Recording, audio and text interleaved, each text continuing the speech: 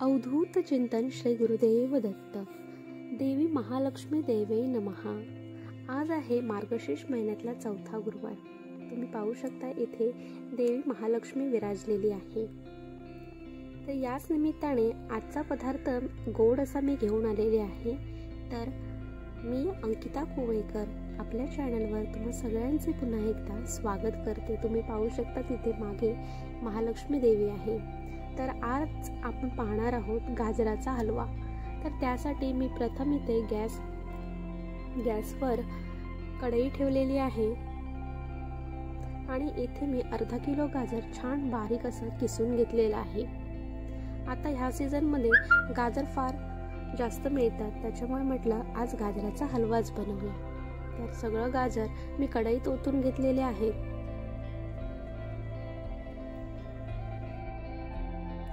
इथे मी गाजर 2 मिनिटात छान असं परतून घेणार आहे. तर मी गाजर परतून घेते. तोपर्यंत चॅनलवर जे नवीन आहे त्यांनी अजूनही सबस्क्राईब केलं नसेल तर नक्की सबस्क्राईब करून घ्या. व्हिडिओ जर आवडत असतील तर व्हिडिओला लाईक करा. तुमचे काही सजेशन्स असतील तर कमेंट बॉक्समध्ये नक्की सांगा.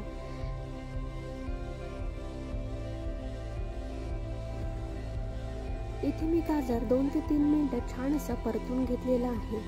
2 ते 3 मिनिटं छान असं परतून झाल्यावर आपण साईडने तूप सोडणार आहोत. तर तुम्ही आता म्हणाल ही तूप किती घालते, तर असं नाही, तर तूप ते घट्ट झाले त्याच्यामुळे ते मला 2 वेळा घालावं लागतं. तर आपल्या आवडीनुसार तूप कमी जास्त आपण घालायचं आहे आणि पुन्हा 2 मिनिटं छान असं गाजर परतून घेणार आहोत.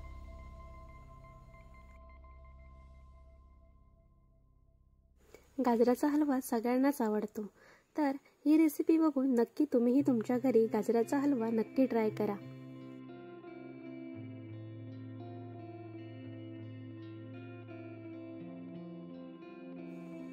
तूप घालून झाल्यावर अजून मी 2-3 मिनिटं परतून घेतलेलं आहे गाजर. आता तुम्ही पाहू शकता की तूप घालून झाल्यावर गाजराला किती छान अशी चकाकी येते.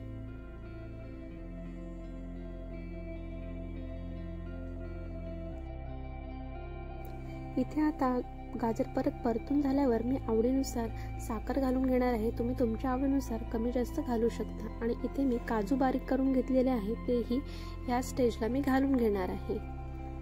काजू घालून झाल्यानंतर इथे मी बारीक चिरून घेतलेले बदाम आहेत आणि त्यातच मनुका आहेत, पण मनुका मी चिरले नाही, फक्त ते मिक्स ठेवलेले आहेत. तर सगळे ड्रायफ्रुट्स आपल्याकडे असतील तेवढे आपण ह्या स्टेजला घालून घ्यायचे आहेत आणि पुन्हा एकदा हलवा परतून घ्यायचा आहे.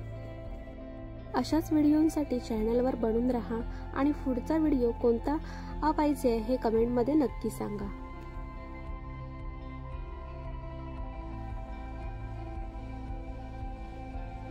तर इथे तुम्ही पाहू शकता आपला गाजराचा हलवाला किती छान कलर आलेला आहे.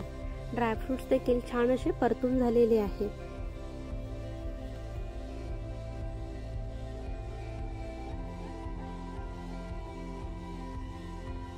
हलवा बनवायला सुरुवात करतानाच मी एका बाजूला दूध आटवायला ठेवलं होतं. दूधही आता छान आटलेलं आहे.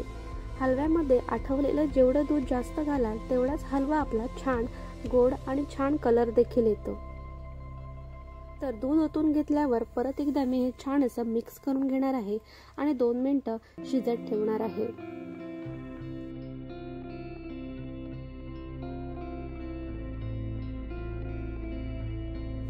घातलेलं दूध असं आटून गेल्यावर छान असं आपला गाजरचा हलवा तयार झालेला आहे. आता शेवटी मी इथे वेलची पावडर घालून घेणार आहे आणि छान असं पुन्हा एकदा मिक्स करून घेणार आहे.